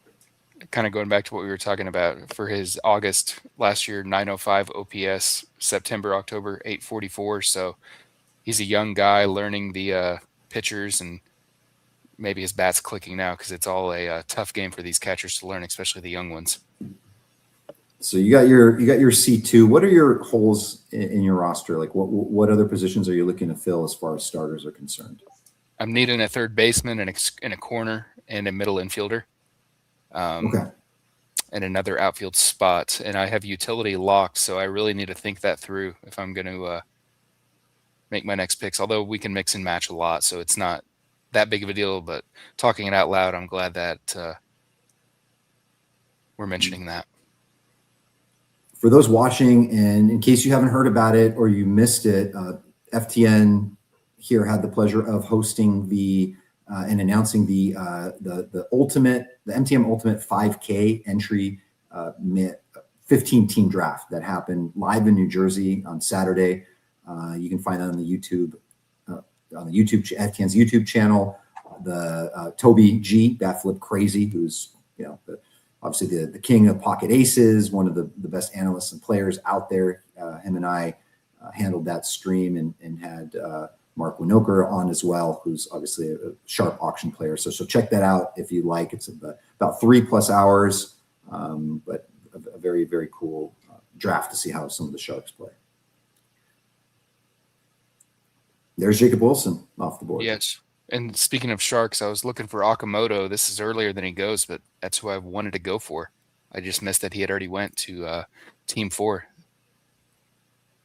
Yeah. Kazuma Okamoto, went in the 16th round.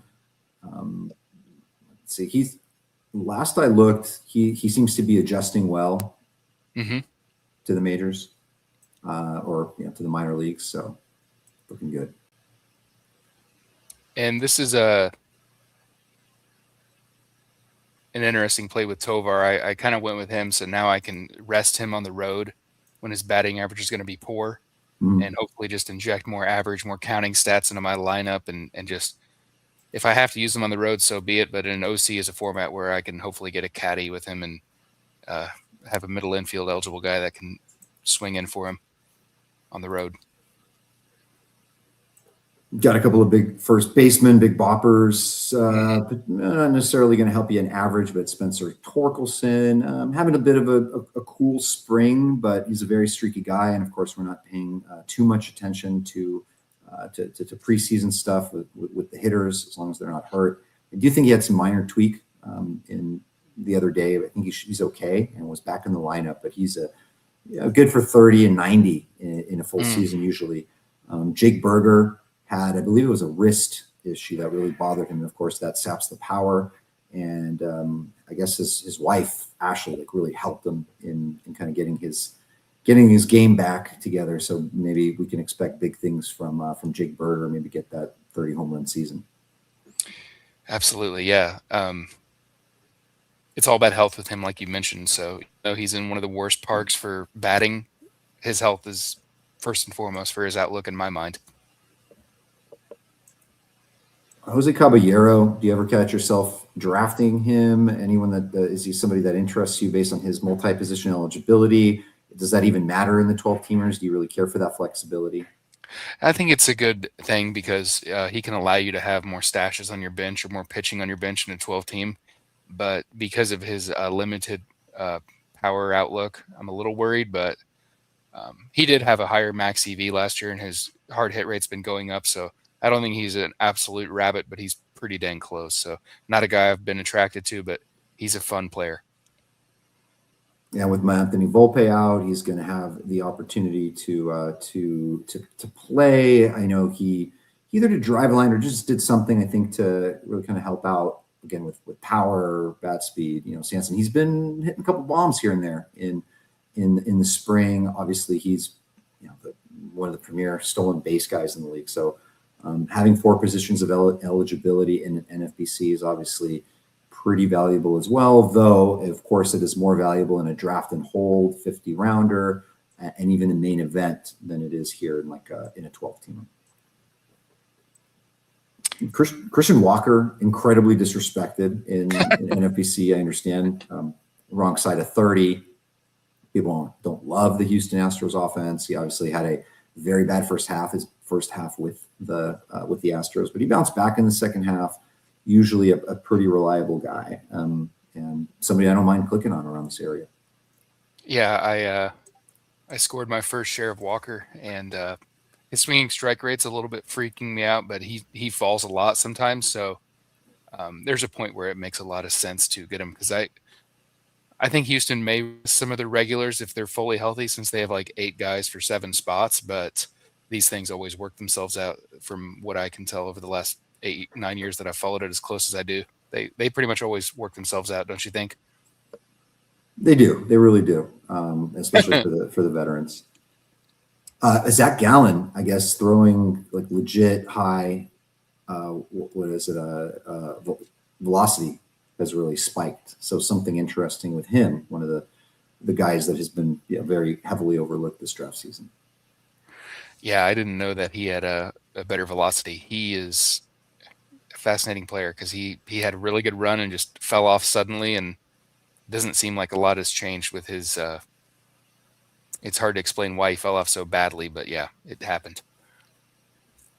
Willie Abreu, by the way, I don't think I set the min, but I must have gotten caught up in the heroics of his bat flip and everything. I think I took him like 190 yesterday. I wanted an outfielder.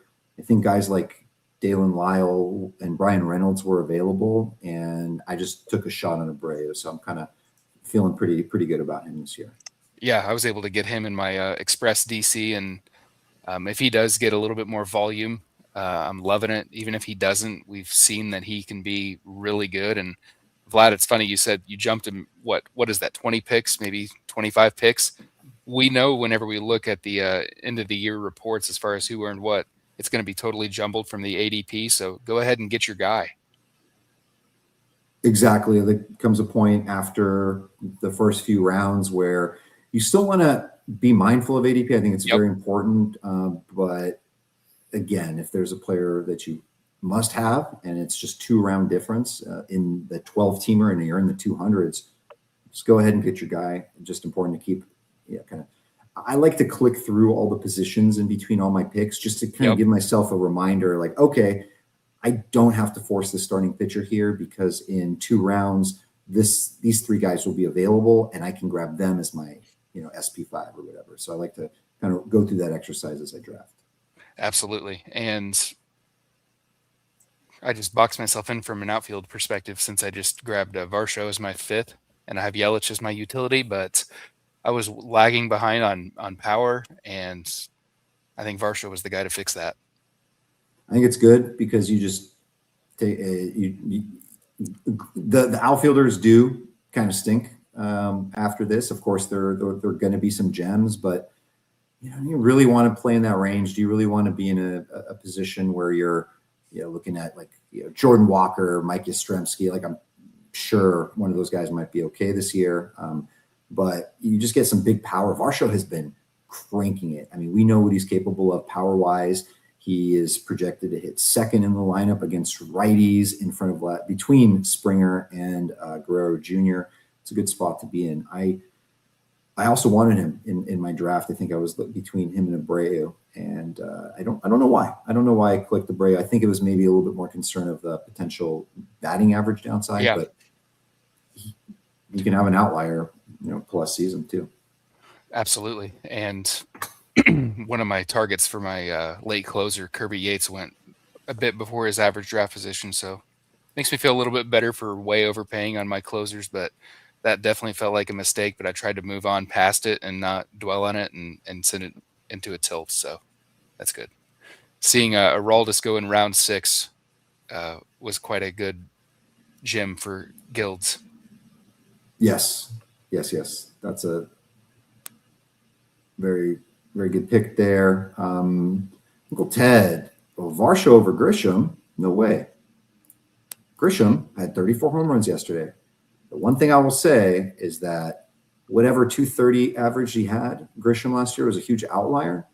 He is like a legit 200 hitter. So you really better have your batting average ducks in a row, so to speak.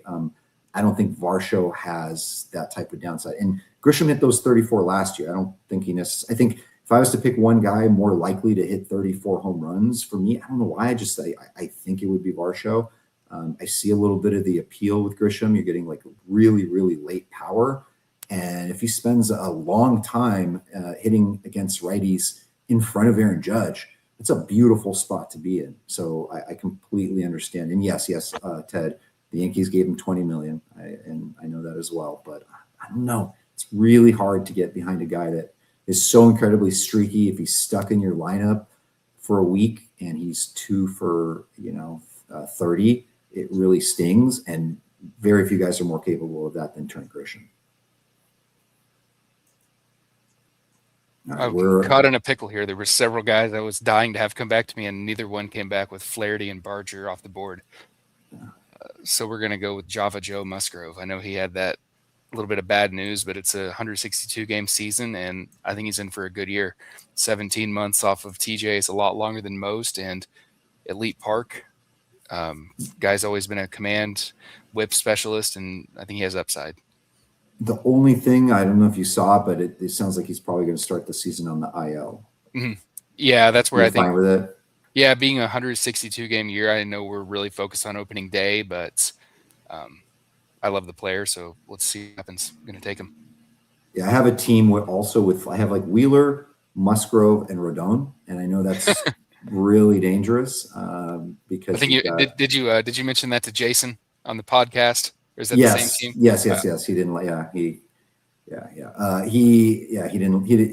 He didn't mind the build, but the problem is this happened before Musgrove, before the Musgrove news came out. Otherwise, I obviously didn't want to go with 3 stashes. So that's fair. Because it's a slow draft, I'm able to kind of picked up some back end pitchers. Just some guys that I can fill in there towards the end. That's kind of what happened to me with Profar in my 400 DC.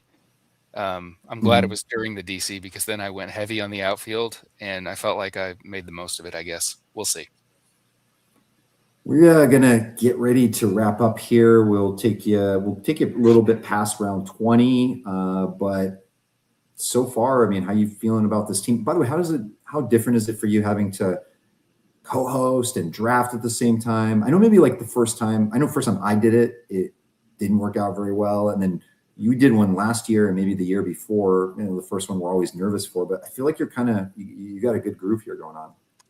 Got a good groove. Like I said, tilting a little bit about the closer overpay, but like you said, if you might have a weaker SP1 with Kirby, but if you can backfill it and then love your SP2 through 5, it's a 14 batter started, 9 pitchers started. There's a lot of ways to separate yourselves, and it's one of those big reasons it's better than football, because with football, you get this one running back, it's going to set you apart. So I'm feeling all right with it, but yeah, it's different than when you're locked in with your music and you're kind of by yourself. But it's just different experiences. Neither one is better or worse than the other, I suppose. Yeah, Dirty Bird, we'll see you. I think that's Jason Wanick, if I'm not mistaken. We'll see you in Vegas. Thank you so much for watching. This will be my last live stream beat league. Getting into more different non-live content mode, but there's going to be another beat OC. It's going to be the beat Joe Rico league. Dan Thompson's going to be there. Those two absolutely crushed it in Dan's beat league. So make sure you tune in for that. We'll get you information on when that is. I believe it's on Tuesday, Wednesday, or Thursday. So middle of the week here coming up. A lot of us are getting ready to go to Las Vegas. And so look, I just wanted to kind of recap here with your league. We're about to wrap things up here, but just looking at your team, man, it looks really solid. I like the way it's come together. I think you got a great deal there on Julio Rodriguez. You pairing him with Ellie De La Cruz, and you're getting just lots of homers, stolen bases. Counting cats is great. And then when you lock in the 2 elite closers that hopefully just set and forget, don't have to worry about it for a while, and your staff still came together with George Kirby, Nolan McLean. I feel like those guys kind of balance each other out well. Nick Pivetta in that ballpark is solid. And then, Zach Wheeler, Sonny Gray, Musgrove, you got some veterans there. And then just, lots of those hitters that work, like a lot of the Tovar, right? For example, he's, for whatever reason, like popping in the FTN model. He's popping in all the Fangraphs public models. Like there's, maybe he's more than an accumulator this year. Maybe there's another level to him. So, you've got some power, speed. It's a good mix. It's a good mix. Yeah, like you said, kind of don't have to worry about relief pitcher specs, and don't have to worry about any crummy catchers. I've got my 2 set and forget kind of guys, and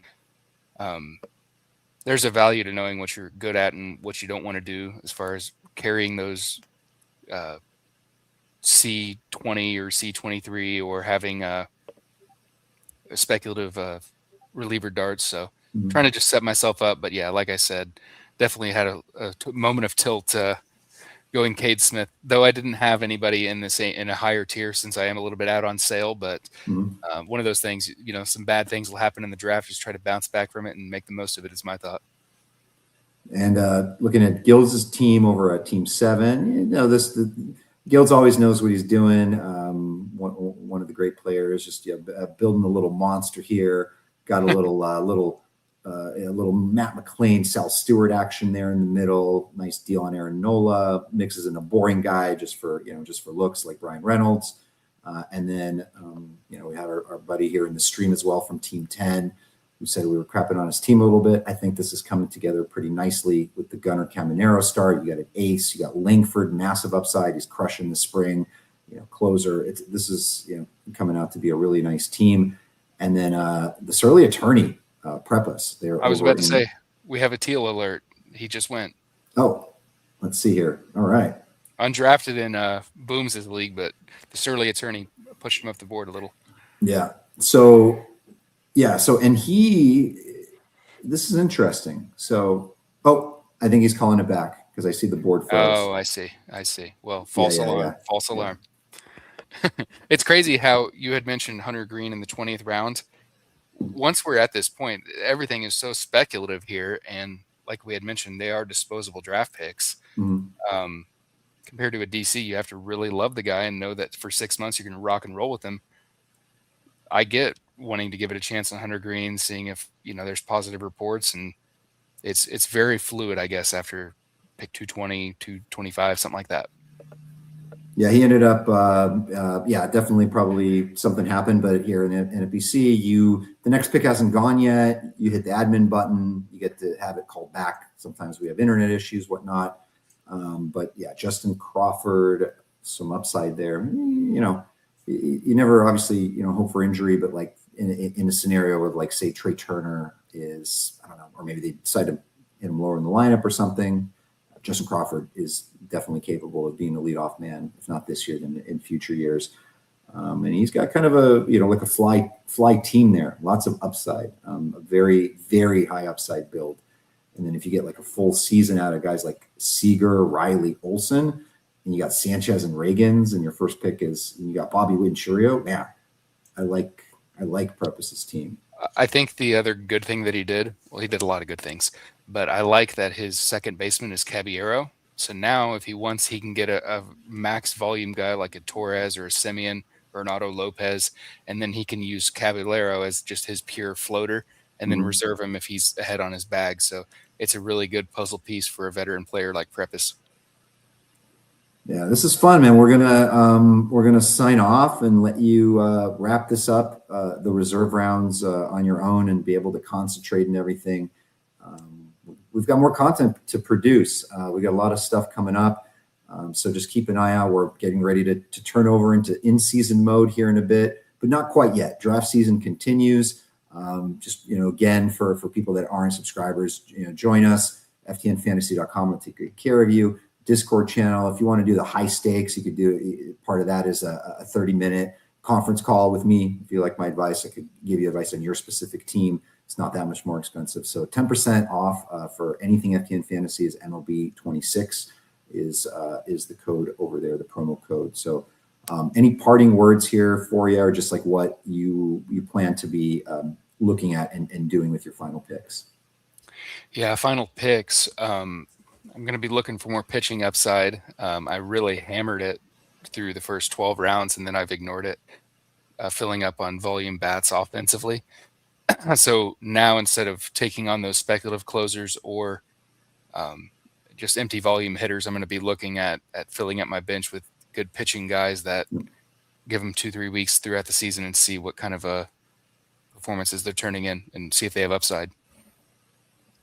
Sounds good, man. This is a very nice build. Good luck to you, Lucas, rest of the draft season. And we're almost there. And so for DVR, Derek Van Riper of The Athletic of Rates and Barrels, For Lucas Biery and myself here at FTN, I want to thank you all for joining us. Tune in this midweek for the Beat Joe Arico League. Get in that if you can, if you want. You can find that in the NFBC lobby. And again, thanks to NFBC, none of this would be possible without Greg Ambrosius, Tom, Jeff, and the rest of the team there. So thank you all, and we'll talk to you next time.